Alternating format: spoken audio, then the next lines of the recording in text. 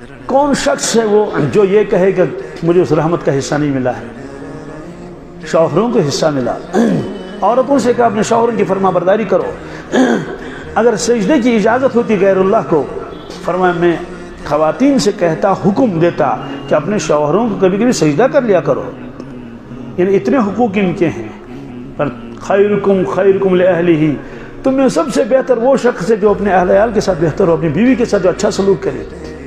آپ نے فرمایا جو شوہر لقمہ اٹھا کے اپنی بیوی کو دے دے، صدقے کا ثواب اس کے نام اعمال میں لکھ دیا جائے گا۔ آپ نے فرمایا جب میاں بیوی آپس میں خوش ہوتے ہیں، مسکراتے ہیں، اللہ تعالیٰ بھی مسکراتا ہے اس وقت کہ یہ گھر کتنا پیارا ہے، یہاں لڑائیاں نہیں، جھگڑے نہیں۔ آپ نے یہ بھی فرمایا جس گھر میں لڑائیاں جھگڑے ہوتے ہیں اللہ تعالیٰ گھر کا سارا خیر واپس لیتے ہیں، اس گھر میں کوئی خیر نہیں ہے اب، چاہے روپے پیسے کتنے ہوں۔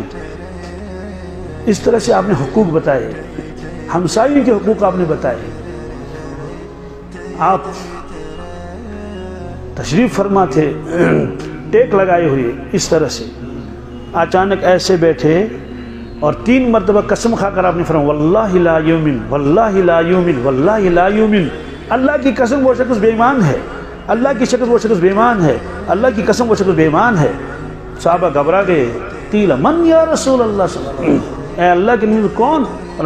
من لا یامن جارہ بوائقہ، جو اپنے ہمسائے کو ستاتا ہو، کہ اپنے ہمسائے کو، تو سارے ہمسائے خوش ہو گئے، اب ہم کو کوئی نہیں ستائے گا۔ کیوں؟ اللہ کے نبی صلی اللہ علیہ وسلم نے حکم دے دیا جو ہمسائے کو ستائے گا وہ بے ایمان ہے۔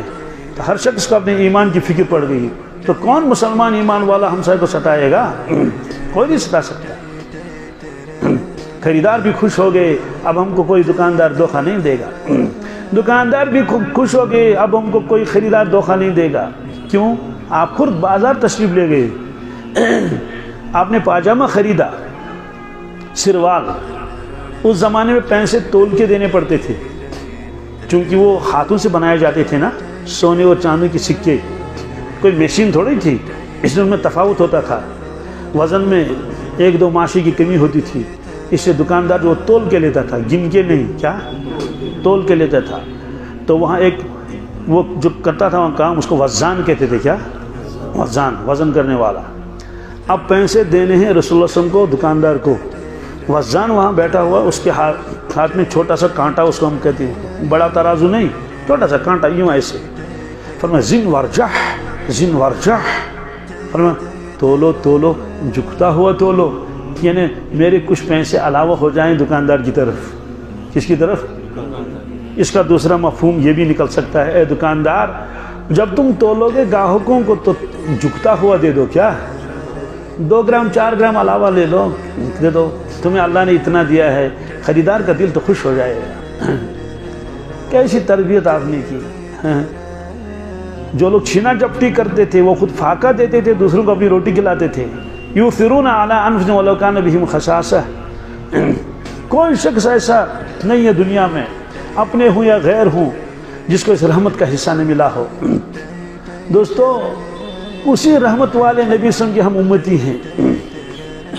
آپ یہ چاہتے تھے میرا ہر امتی رحمت بنے، کیا؟ آپ تو عالمین کے لیے رحمت تھے، لیکن ایک آدمی کم از کم گھر کے لیے تو رحمت بنے، ہمسائیوں کے لیے تو رحمت بنے، محلے کے لیے تو رحمت بنے۔ ایسی تعلیم آپ نے دے دی، کس کو دھوکہ لگ سکتا ہے؟ کون کس پر ظلم کرے گا؟ کسی پر بھی نہیں۔ غلاموں کے تو آپ نے حقوق بتائے، آقا کے بھی بتائے۔ آپ نے فرمایا جو غلام بھاگ جائے گا اپنے آقا سے اس کی کوئی عبادت قبول نہیں، تو غلام گھبرانے لگے، ہماری عبادت ہی قبول نہیں ہوگی۔ آقا خوش ہو گئے، اب کوئی غلام ہم سے بھاگے گا نہیں۔ کیوں؟ رسول اللہ نے فرمایا جو غلام بھاگ جائے گا اس کی کوئی عبادت قبول، اس کا مطلب بھاگو مت۔ ہاں ان کو ترغیب دے دی، ان کو آزاد کرو، ان کو کھلاؤ پلاؤ۔ اب کوئی آدمی غلام ہے، وہ کہتے ہیں میں تو غلام ہوں، کیا کروں؟ آپ نے فرمایا جو شخص کسی کا غلام ہو وہ اپنے آقا کی بھی خدمت کرتا ہو اور اللہ تعالیٰ کی عبادت بھی کرتا ہو، ہر عبادت پر اس کو ڈبل مزدوری ہے، کیا ہے؟ تو سارے غلام خوش ہو گئے، شکر اللہ کا، ہم آقا نہیں، ہم تو غلام ہیں، ہمارے آقا کو تو سنگل مزدوری ملتی ہے، ہم کو تو ڈبل ملتی ہے۔ یعنی ہم ظہر کی نماز پڑھیں میرے آقا کو جتنی نیکیاں اسے ڈبل مجھے مل رہی ہیں. یہ ڈبل فرمایا رسول اللہ صلی اللہ علیہ وسلم نے کہ کیوں؟ اس کو دو کام کرنے پڑے، اپنے آقا کی بھی خدمت کرنی پڑی اور اپنے مولا کی عبادت کرنی پڑی. تو کیسی خوشی ہو گئی اس کو. تو ایسا معاشرہ آپ نے بنایا تھا، ایسا معاشرہ تیار کر لیا تھا کہ بس لگ رہے کہ سب فرشتے ہی فرشتے ہیں. ایک بازار میں ایک صحابی تھے، وہ غلہ بیچتے تھے. درمیان میں راستہ تھا، اس طرف بھی دکانوں کی قطار تھی دور تک، اس طرف بھی دکانوں کی ایک لائن تھی. تو ایک شخص یہودی تھا، وہ اس صحابی کے پاس آیا، اس سے کہا کہ مجھے اتنے کلو غلہ چاہیے، جو بھی پیمانہ ہو اتنے سا. غلے کے ڈھیر لگے ہوئے ہیں، بوریاں بھری ہوئی ہیں. تو دکاندار صحابی نے فرمایا اس دکاندار کے پاس جاؤ، اس سے لے لو. آپ کا دھیان میری طرف ہے نا؟ وہ جو دکاندار ہے اس سے لے لو. اس نے کہا کیوں؟ میں تو تمہارا گاہک ہوں، میں تمہاری دکان سے خریدتا ہوں، آج بھی خریدوں گا. اس نے کہا آپ کو بتایا گیا جاؤ اسی سے لے لو. اس نے کہا آپ کو بیچنا نہیں ہے کیا؟ میں نے کہا میں تو بیچنے کے لیے بیٹھا ہوں. پھر کیوں؟ اصل وجہ یہ ہے میرے پاس صبح سے 2-4 گاہک آ گئے، لیکن اس دکاندار کے پاس ابھی کوئی گاہک نہیں آیا. تو میرا یہ ضمیر برداشت نہیں کرتا ہے کہ میرے پاس اور گاہک آئیں اور اس کے پاس ایک گاہک بھی نہیں آئے. اس کو کشمیری میں کہتے ہیں 10 لاکھ کرنا. کیا 10 لاکھ قربت کی. تو وہ یہودی گیا اس دکاندار کے پاس، اس سے غلہ خریدا، جتنے بھی ہو 8 تک 10 تک جتنا بھی ہو، 2 سا 4 سا.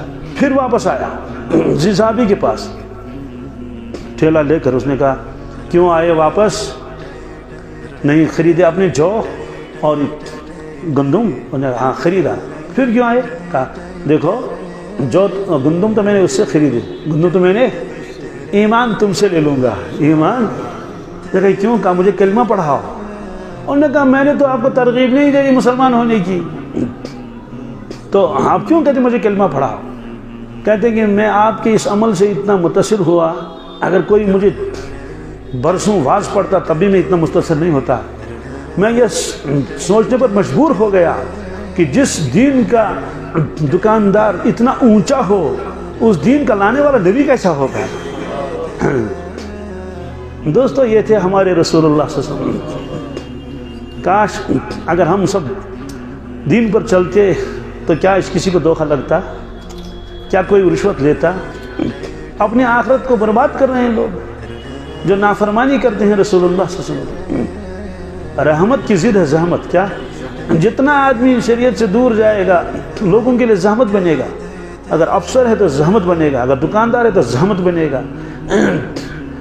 اگر کوئی بھی انسان ہو، یہ کوئی ضروری نہیں امیر ہی زحمت بنے، غریب ہے وہ بھی زحمت بنے گا، ہمسائے بھی زحمت بنے گا. کیوں؟